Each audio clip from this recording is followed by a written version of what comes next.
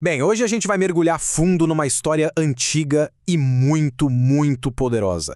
É uma história sobre fé, sobre corrupção e sobre como, de repente, o jogo pode virar completamente. É o conto de duas casas, de duas famílias, com caminhos que não poderiam ser mais diferentes.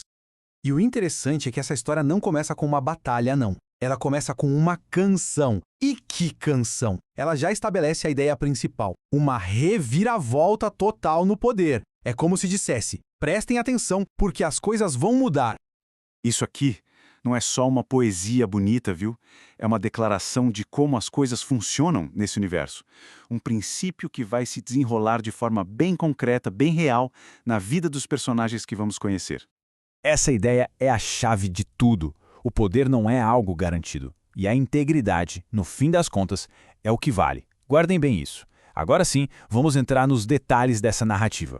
Para a gente entender como tudo se desenrolou, vamos passar por 5 momentos-chave. Vamos acompanhar a ascensão de um lado e a queda inevitável do outro. Então, tudo começa com essa canção da reviravolta. É aqui que o palco é montado. A gente vê que a justiça divina está prestes a entrar em cena. Tudo isso a partir da oração de uma mulher chamada Ana. A mensagem central, logo de cara, é esta. As estruturas de poder que a gente conhece não são absolutas. Força, dinheiro, status, tudo isso pode ser virado de cabeça para baixo. A força humana por si só não garante nada. E agora a gente entra no templo. É aqui que aquele tema da reviravolta ganha rosto, ganha vida, através de 2 caminhos, que são o dia e a noite. E o contraste é gritante, né? Pensem só, no mesmíssimo lugar sagrado, de um lado está um menino, Samuel, servindo com devoção, e do outro, os filhos do sumo sacerdote, homens que já eram conhecidos pela corrupção. O resultado disso, enquanto a reputação dos sacerdotes ia por água abaixo, a de Samuel só crescia, tanto com Deus quanto com as pessoas. Era um sinal bem claro de que os destinos deles estavam indo para lados completamente opostos. Tá, mas o que exatamente esses sacerdotes Hofni e Fíneas faziam de tão errado? A corrupção deles era sistemática, e vale a pena a gente olhar de perto para entender a gravidade da situação. O problema deles ia muito além de um simples roubo. O que eles faziam era um ato de desprezo total. Era, na verdade, uma traição ao próprio sistema que eles deveriam proteger. É impressionante como a corrupção deles era organizada, né? Havia um procedimento, um passo a passo para profanar as ofertas sagradas. Não era algo feito às escondidas, era um sistema descarado de abuso. E o pai deles, o sumo sacerdote Eli, ele ouvia tudo. Ouvia os relatos de corrupção, ouvia sobre imoralidade sexual acontecendo na própria porta do templo, e a reação dele foi essa repreensão bem fraca. E aqui a gente entende. A essa altura, o destino deles já estava traçado.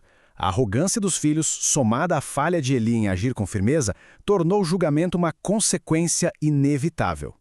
É claro que uma situação assim não podia durar para sempre, então um profeta aparece trazendo um veredito, e é um veredito devastador contra toda a família de Eli. Olha só que acusação direta. A mensagem é para Eli. Ao não parar os seus filhos ao ser conivente, ele se tornou cúmplice do pecado deles, honrando mais a eles do que a Deus. Lembra daquela ideia da canção lá do começo? Ela volta aqui com força total. Mas agora não é mais uma canção. É a base para uma sentença divina. A regra do jogo é clara. E a profecia não é nada vaga. É uma maldição super detalhada que vai atravessar gerações. A força da família seria cortada. Ninguém da casa deles chegaria a envelhecer e os descendentes morreriam jovens. Era um plano claro para desmantelar por completo o legado de Eli. E para que não houvesse dúvida, um sinal foi dado. Um sinal claro que todo mundo poderia ver e confirmar. Os 2 filhos dele morreriam no mesmo dia. A ameaça não era vazia. E então a gente chega na parte final da profecia. E é aqui que, no meio de todo esse cenário de julgamento e destruição, aparece um pequeno, mas poderoso raio de esperança. Primeiro, a reviravolta completa. A família que se esbaldava com as melhores ofertas seria reduzida a isso. Implorar por migalhas, por um cargo qualquer, só para ter o que comer. Mas das cinzas desse sacerdócio corrupto vem a promessa. A promessa de um novo líder, um sacerdote fiel, que agiria de acordo com o coração de Deus. Uma dica bem clara do futuro que esperava o jovem Samuel. No fim das contas, essa história milenar nos força a pensar em uma questão que nunca fica velha. O que é que define um legado de verdade? É a força, o poder, a posição que alguém herda? Ou é o caráter e a fidelidade que essa pessoa constrói ao longo da vida?